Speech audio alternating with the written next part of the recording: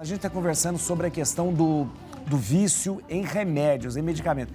A gente fala muito, eu estou gostando muito da gente falar sobre isso, sabe por quê? Porque a gente fala muito de vício de droga, vício de bebida, e passa desapercebida essa questão do vício em remédio, que é um perigo que está muito próximo da gente. Eu disse antes que todo mundo em casa tem remédio.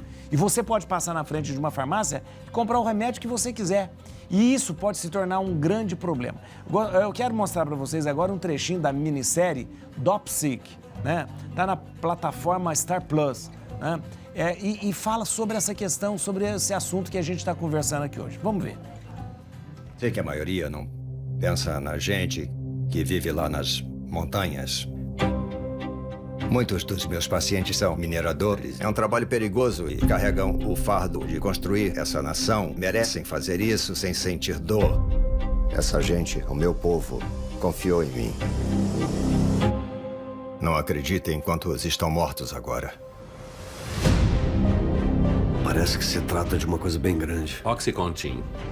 Purdue Pharma comercializaram esse medicamento afirmando que não causava dependência. E claramente causa. Todos os médicos vão perguntar a vocês como isso seria possível. O argumento de vendas mais eficaz são as novas palavras mágicas. Menos de 1%. Menos de 1%. Menos de 1. Menos de 1. Menos de 1% se tornariam dependentes. Se o Oxycontin fizer o que eu acho que ele faz, em breve poderia se tornar a primeira droga de $1 bilhão. A Purdue continua a mentir sobre a segurança do medicamento para médicos, pacientes e para o FDA. Temos um caso importante aqui. Taxas de dependência, overdoses e crimes. Aumentando a cada dia em todo o país por causa dessa droga. Você acha que o remédio pode ser um pouco mais viciante do que você disse? Não dá mais pra viver desse jeito. A nossa comunidade é o epicentro de uma catástrofe nacional. Eles não irão recuar se não batermos de frente. Isso não é nossa culpa. Essas pessoas querem ser viciadas. Eu quero que a Purdue sinta essa dor. Vamos começar a agir. É crucial que eles entendam que criamos o maior analgésico da história da civilização humana.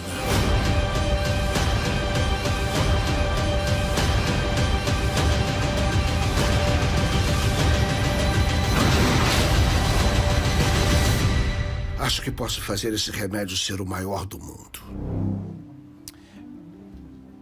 Só conhecia essa série? Você conhecia ou não? Não, ainda não. Eu também não conhecia. Eu não conhecia. Geralmente a gente indica as séries aqui para as pessoas assistirem.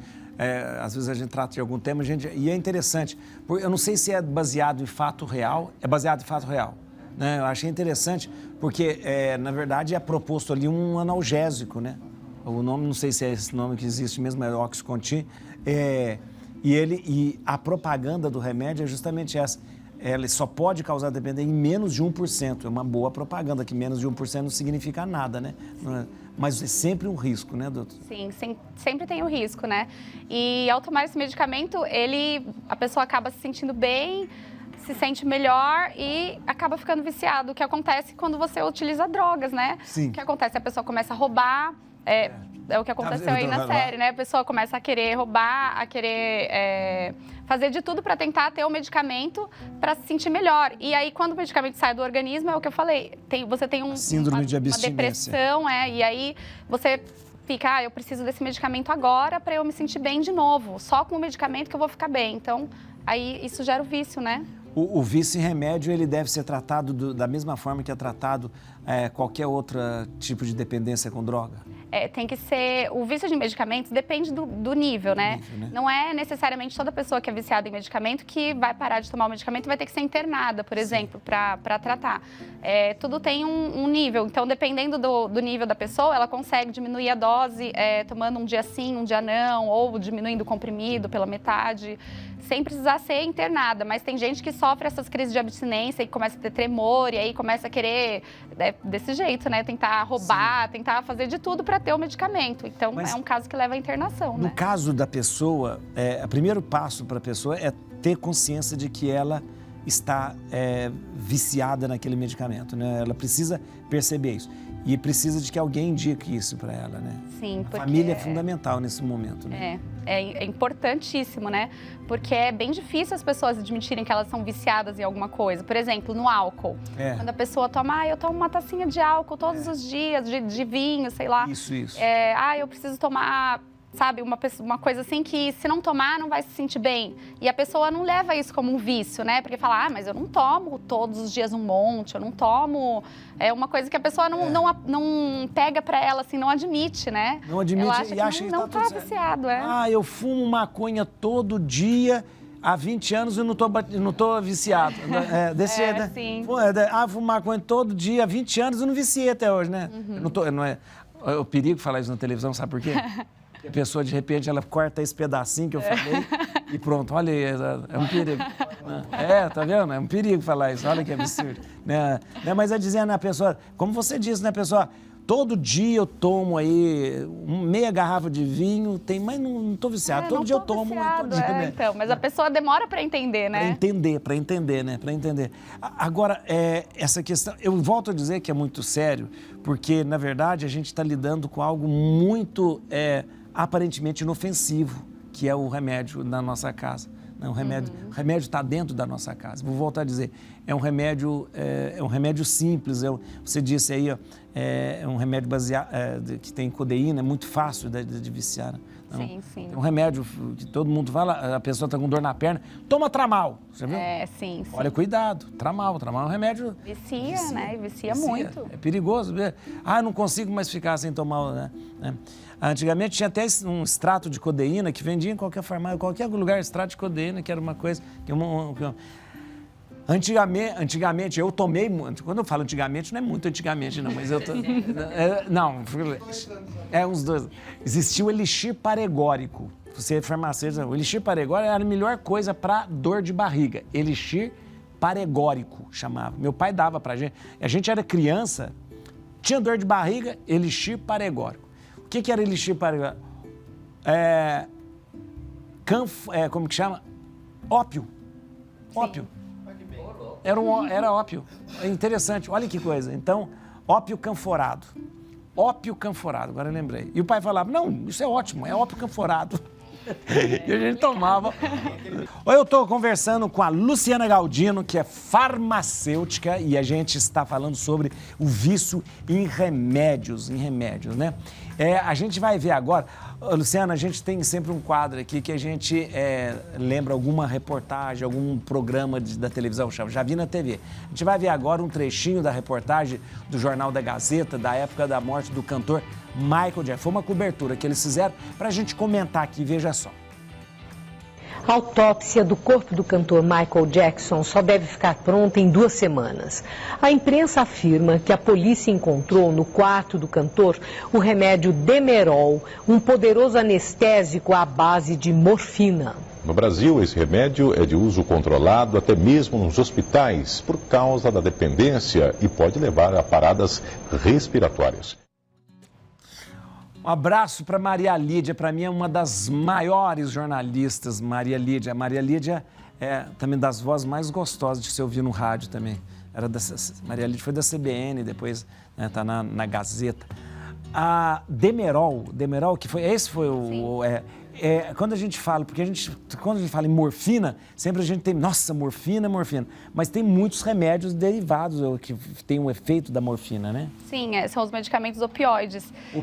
Isso. E eles, em excesso, eles podem paralisar todo o nosso sistema respiratório, levando à morte, né? Então, essa parte de vício em morfina é porque a pessoa ela acaba usando e se sentindo muito bem, muito feliz. Porque a morfina dá um bem-estar, dá uma sensação de bem-estar. Tipo, uma coisa assim que você tá anestesiado, você tá nas nuvens, assim, sabe? Sei. É como se fosse uma droga mesmo, né? Sei. Então, e o efeito dela é muito rápido. Aí, quando cai, a pessoa vai e injeta. É um efeito rápido, então. Então, da mesma forma que ele vem, também ele faz esse efeito rápido, ou seja, já naquele momento, mas ele aí passa abaixa, logo. Aí a pessoa injeta de novo, aí volta, fica bem, aí fica nessa... Uma acaba gangorra, levando à morte. Do Michael... o Michael Jackson, ele começou a usar por causa do comercial da Pepsi. né, que ele fez e pegou fogo no cabelo dele, né? Pegou fogo e veio atingir o couro cabeludo. E aí ele deve ter começado a usar para amenizar a dor. Mas é claro, isso foi há quanto tempo? Acabou a dor, acabou tudo e tal, só que o vício ficou. O vício ficou. E ele tomava o remédio, tomando o Demerara. Mas aí que está o problema, né? Ele vai tomando pouquinho, vai precisando cada vez mais, precisando cada vez mais, e aí é o grande problema. Chega vício. numa tolerância e aí o seu organismo precisa de uma dosagem maior para ter o mesmo efeito que tinha antes, com a dosagem baixinha. Agora, o que é mais estranho nesse caso do Michael Jackson é que o médico é que ministrava o remédio. Ele que ministrava, ou seja, aí a gente pode vir e falar, mas ele pedia, mas até quanto que um profissional de repente pode fazer o que o paciente está pedindo, né? Aí eu acho que também entra a parte, às vezes ele poderia estar oferecendo uma quantidade de dinheiro alta para ele, não sei, né? Também, né? Poderia, aí envolve um monte de coisa da pessoa de repente fazer, ou o fato da pessoa já ter aquilo e tomar e aplicar. Agora, Luciana, a questão você trabalha com remédio, você manipula remédio, mas eu pergunto para você, quanto menos a gente precisar de remédio, é melhor. Sim, por isso que a gente tem que fazer atividade física, se alimentar bem, tomar bastante água, porque essas coisas juntas, elas levam você a ter uma sensação de bem-estar e diminui o risco de colesterol, diminui o risco de diabetes. Sei. Então você tem que ter uma qualidade de vida boa para você tentar diminuir o uso dos medicamentos, né? O ideal era que a gente não usasse medicamento nenhum. Sim, porque o nosso corpo tinha que estar em homeostase, tinha que estar em equilíbrio. Você ia morrer de fome, porque... ia morrer de fome, porque a farmacêutica não ia ver... Né? Agora, eu vou conversar... tá bom. Depois eu vou falar um assunto também um pouco. E agora, padre? Tem uma pergunta aí, vamos ver. Não fico muito tempo em casa e minha mãe toma muitos medicamentos. Eu tenho medo de que ela esteja viciada. E agora, padre? Luciana, essas são perguntas que chegam pra gente, geralmente eu pergunto e falei agora, padre, porque quer saber, eu vou falar, mas eu vou pedir para que a Luciana também fale, mas eu acho que é importante o seguinte, todo mundo, eu acho que um bom filho, um sobrinho, alguém que cuida principalmente de um idoso, tem que ter um cuidado de organizar o medicamento, né? Organizar o medicamento, escrever, organizar, estou vendo ali as caixinhas que você vai colocando, isso é muito importante. Mas organizar e fiscalizar também. Geralmente a pessoa mais idosa, ela tem uma dificuldade muito grande de tomar os remédios na hora certa e também os remédios certos. Às vezes questão de dosagem e tudo. Mesmo porque os remédios são muito parecidos, né? Tem muitos remédios parecidos, né? Então a pessoa tem que ter muito cuidado mesmo. E esconde também, né? Então é muito importante. E eu já cuidei da minha mãe com a questão de medicamento e sei muito bem os artifícios que uma pessoa mais idosa tem. Esconder remédio debaixo da língua, colocar do lado da bochecha, né? Ficar na mão, tem tudo isso. Então é muito importante, né? A pergunta que ela falou, eu não fico muito tempo em casa. O ideal era que a gente pudesse ministrar os remédios no momento que a gente estivesse junto com a pessoa, né? Geralmente, por isso que os remédios, geralmente, a gente toma de manhã ou toma à tarde. Tem muito pouco remédio tomado no meio do dia, né? Uhum. Não sei se os médicos já fazem isso, eles geralmente colocam de manhã. Então, é muito bom que a gente dê os remédios da manhã e os remédios da tarde ou da noite, mas é muito bom que alguém fique junto, que é muito, muito junto mesmo. E ela fala que tem um medo da mãe dela que esteja viciada. Aí é importante a pessoa ver o quanto de remédio está sendo tomado. Às vezes nem é vício. Às vezes é porque está tomando errado também, né? Sim, porque conforme a idade vai passando, né? Sim. Então a pessoa esquece também de tomar o medicamento, às vezes nem é por mal, né? Mas quando está numa fase assim, o ideal é que tenha uma pessoa cuidando, né? Que fique de olho. Sim. Ou que avise, que chegue lá no horário para dar o medicamento e vá embora. Tem algumas coisas assim para controlar. Ou o medicamento também não pode ficar exposto em qualquer lugar. É bom o filho mesmo guardar esse medicamento escondido da mãe em algum lugar. Eu acho importante. E se ela tiver que tomar o medicamento no meio do dia, deixa só aquele comprimido lá, olha, tem que tomar tal horário e ligar. Olha, mãe, meio-dia agora, tem que tomar o remédio. Isso mesmo. O remédio está naquela caixinha e tal, é o cor-de-rosa, agora toma ele e tal. Se a pessoa não pode, eu acho importante esse cara. Sabe o que muita gente tem feito? É usar da Alexa para tomar remédio. A Alexa, ela avisa, Então, ela avisa, ó, hora de tomar remédio. Então, a pessoa, né, tem muita gente usando a Alexa para ajudar a pessoa mais idosa, não só idosa, a gente esquece também de tomar, não é só idoso, não, a gente esquece também de tomar remédio, né? E eu acho interessante, mas esse cuidado é muito bonito, do filho, do sobrinho, do neto e tal, ligar, falar, como a Luciana falou, liga, tomou esse remédio, não tomou esse remédio, é muito, muito importante. E deixar bem separadinho, separadinho, né? Separadinho. Até se puder fazer, ó, escrever, né? Escrever assim, ó, remédio da manhã, remédio da noite, remédio de tudo isso. Achei interessante. Ô Luciana, eu vou fazer uma pergunta meio polêmica. Se você não se sentir confortável, não precisa responder. Você não acha que a indústria farmacêutica exagera na fabricação de remédios e também em criar uma certa necessidade nas pessoas pelo remédio? Tem algum... Esse é um assunto bem polêmico. Polêmico. Mesmo, porque, se você não quiser responder, não precisa responder. Porque tem gente que fala, a indústria farmacêutica gerou tal medicamento que vai causar dependência de um outro, tipo assim, para a pessoa tomar vários medicamentos. Mas, na verdade, a indústria farmacêutica, o objetivo principal, né, é fazer o medicamento para curar as doenças, né, para o nosso organismo chegar num equilíbrio e a pessoa ficar bem. Então, depende, né? Porque, na verdade, eu tô dizendo, não é ela que está dizendo, ela é farmacêutica, não pode falar, eu posso falar. Né? De repente, a gente chega na farmácia, a gente tem ali muitos medicamentos de livre acesso, né? Muitos medicamentos e medicamentos assim demais mesmo. Um mercado assim, que você pode... eu vou escolher. Esse dia eu fui escolher, de alergia, e tinha um monte de coisa para alergia para escolher. Você fica até perdido, né? E é uma indústria poderosa. Existe naquela série Big Bang Theory, tem a Bernadette, que é que é a esposa do Horowitz. Ela trabalha na indústria farmacêutica. Então, a série faz umas críticas muito severas em relação à indústria farmacêutica mesmo, que é poderosíssima, a gente sabe, né? Claro, a gente não pode ficar sem o remédio, mas de repente, eu estou dizendo, hein, gente, eu não é a Luciana, eu acho que, de repente, a indústria farmacêutica devia ter uma regulação maior, porque é muito medicamento. E o Viralizou, hein? Viralizou é coisas que viralizam na internet, a gente sempre traz pra cá. Ó, não é só de assunto sério que a gente vive, não. Olha que agora a gente vai ver um vídeo aí que viralizou já há algum tempo, né? Mas ele sempre continua atual. Aliás, as viralizadas antigas são as mais interessantes. Dá uma olhada. Tá com a cabeça quebrada, samba lelê precisava, é de uma Rivotril.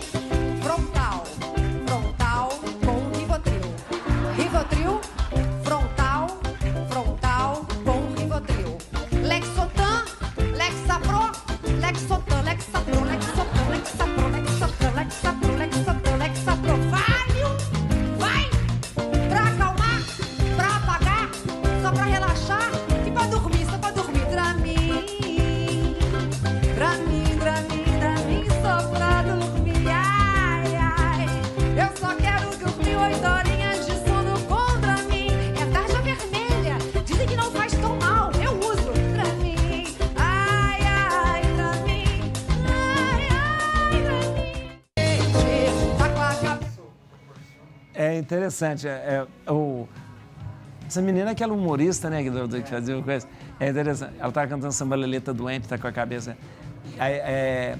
mas é uma piada, todos são antidepressivos, né, são ansiolíticos, né, e o famoso Dramin também. Ela ainda falou, o Dramin vermelho não faz aquele B12, né? Porque a maioria dos medicamentos que ela fala anteriormente são tarja preta, tarja preta, né? É verdade, Então, quando você pensa assim, a pessoa tá tomando, eu tô tomando um medicamento tarja preta, pensar, isso daí é louco, né? É louco, é verdade. Isso daí é louco. Se é um Draminzinho, não tem problema, né? Então, a pessoa leva nisso, né? Nas tarjas. Mas é interessante que é uma crítica, né, que faz e tal, mas quando chega esse ponto, eu vejo, que de repente os antidepressivos já virou música que todo mundo conhece, é porque o negócio não vai bem. Agora tem uma coisa também, toda hora eu quero te chamar de doutora, doutora mesmo, sobre a questão hoje a gente vê, as pessoas conhecem tanto antidepressivo que você conversa numa mesa, você vai sair com alguém à noite, você fala sobre, é um assunto que a gente fala. Qual medicamento você toma pra dormir? Aí virou uma conversa que você tem quando você sai, no happy hour, você sai, você começa a falar, você já tomou Lexapro? Eu já tomei Lexotan. Mas eu tô tomando sertralina. Você tá tomando... O que é? É muita gente com depressão ou é muito medicamento na mão das pessoas? Porque fica uma coisa meio banalizada. Tem muitos médicos que passam sem a pessoa tá necessariamente precisando. A pessoa chega lá, igual você falou, chega lá no médico e fala, eu tô sem dormir, eu tô sem não sei o quê. Aí o médico vai e passa. Sim. Sem ter um conhecimento se a pessoa tá falando mesmo a verdade de estar dormindo ou não. Então ele vai e passa pra pessoa para ela se sentir melhor, né? E a questão dos hipocondríacos, né? Aumentou muito na pandemia? Sim. Nesses últimos 2 anos, aumentou, tipo, uns 30%, 40% o uso de medicamentos antidepressivos e ansiolíticos. Porque o pessoal ficou em casa, né? E quando você fica em casa preso e dá aquela sensação que o mundo ia acabar, né? Então, gerou muita crise de ansiedade em muita gente. Se a senhora quiser um exemplo de hipocondríaco, eu mostro para a senhora aqui, ó, Rodolfo. Rodolfo é o caso clássico da hipocondria. Por exemplo, você fala assim, se passa uma doença nova na coisa, ele fala, eu acho que eu tô. Se passou, eu acho que... Então, na verdade, e aí esse é o caso clássico. Pode ser estudado quando tiver algum congresso. Podem levar o Rodolfo, vamos estudar a hipocondria que ele tem. Né? E geralmente as doenças que ele tem já é o último grau, aquelas doenças de nível 1, 2, 3, não, o nível 5, 6 já é a doença que ele já está... A dona Ana que está assistindo a gente, a dona Ana, mãe dele, está lá em Botucatu, assistindo lá, tá lá, mas não tem nada, porque geralmente, eu acho que o grande problema do hipocondríaco é esse. Ele tem todas as doenças, mas na verdade é o único que não tem doença nenhuma. É verdade. Já viu? Gente que nunca reclamou de doença, morre aí de coisa. Agora, gente que toda hora está com a doença, não. Eu tinha um padre